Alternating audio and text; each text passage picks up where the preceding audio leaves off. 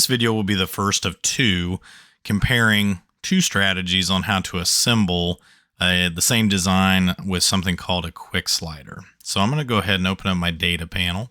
And with this, we're going to compare in the first video, we're going to represent what it looks like to have a bottom-up strategy for assembly. In a subsequent video, we'll take a look at top-down. So in this case, we're going to go ahead and open up the bottom-up folder. And previously, before this video, you're going to see that I've modeled some components here. We have a base, we have an end, we have an aluminum rod, and we have a slider block that we're going to use to create something called the quick slider. And before I get started, I'm going to go ahead and hit save on this untitled design file. And when I do, I'm just going to go ahead and name this the quick slider assembly. And I'm going to go ahead and select save, and you're going to see that pop into the data panel here shortly. So there it is. And what we're going to do is we're going to go ahead and start to put these components together and create the assembly. So a bottom-up approach is that every component has its own file. I'm going to right-click on the base component and select Insert into Current Design. It's going to bring this component into the origin, and I'm going to go ahead and just select OK. And what we're going to see here is that on the base component, you have a little anchor icon, which means it's grounded to parent. It's grounded to the particular file. If I try to click and move it, it doesn't move, which is exactly what we want. I'm going to repeat the process by right-clicking on the end component file in the data panel and selecting Insert into Current Design.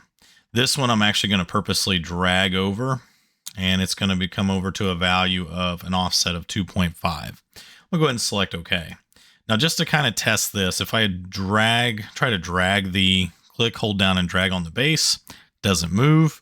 If I do this for the end, it does move. So there's kind of what the behavior that you're looking for. I'm gonna go ahead and take a look at the position tab, and I want to go ahead and say to revert the position to put it back where it was. So you can also select Control Z or Command Z to also do the same operation.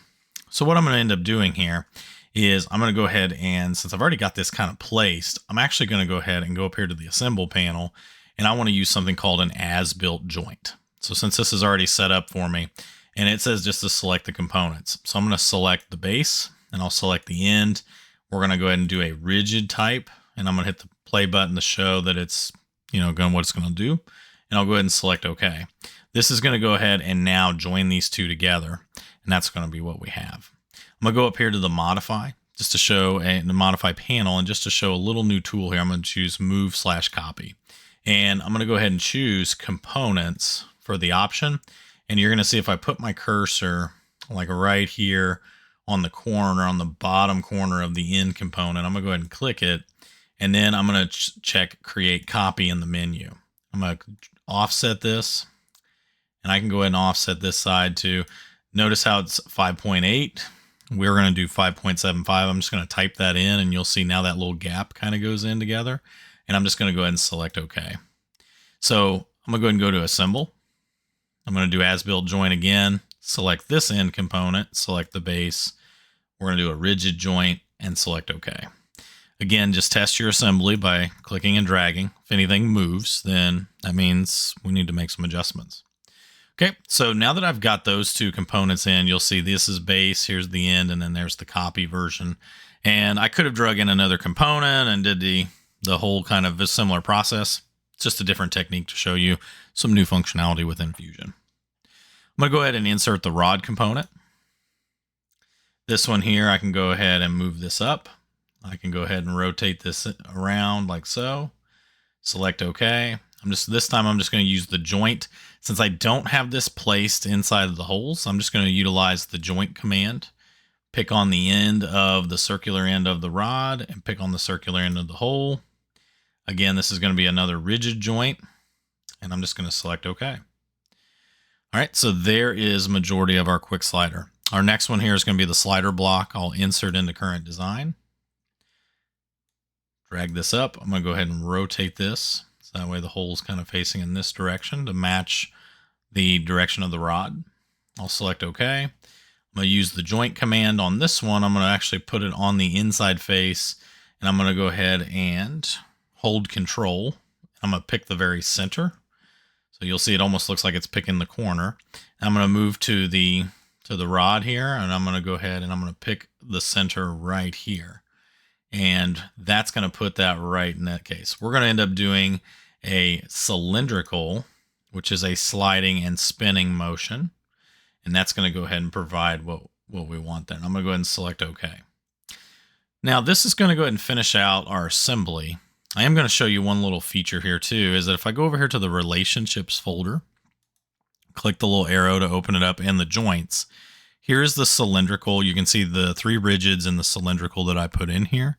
I'm going to go ahead and choose, there's a little orange icon here, which is called the joint limits. So, and when I do that, you can see that the motion is I have rotation and then I have the sliding motion. So the rotation I want to be free as far as a full 360 degrees. So I'm going to leave this alone, but the sliding motion, I know I want to stay in between the wood uprights. So I'm going to go ahead and check the minimum and check the maximum. And really what we're looking for is, what if I do 2 inches in one direction? So if I look at the front of this, 2 inches is going to move all the way over and it's going to butt up right against there, which looks pretty good. And then for the maximum, and actually I might want to go ahead and do a -2. So that way, because really the minimum, it's a little picky. So I want to go ahead and do -2, so that way it goes there. And then the maximum is going to be 2. So right in the middle is going to be, or actually we'll go ahead and do, there's what 4 looks like. There's 2. So once they got the placement kind of picked up, you'll see sometimes Fusion, really the center is going to be 0. And then it goes -2 and then +2, kind of like on a number line. You can always preview the limits and kind of see like how this is going to, look as it before you actually commit to it. I'm going to go ahead and select OK. And now if I kind of click and drag on this, I can spin this around, but I can't move it outside of the limits. So it actually looks like a real physical object. And like if I ever get it spun around, I can always go over here and right click on cylindrical and say go to home position, and that'll bring that back. So this is just a couple ways as we look at some of these. So I'm going to go ahead and collapse the joints folder. This wraps up how to do a bottom-up assembly. A couple of the things to note of how we know this is a bottom-up assembly. If I open up the data panel, number 1, I can see now if I select the save button, this will save a new version. We'll see a preview of the actual model here. And you can see that every component has its own file.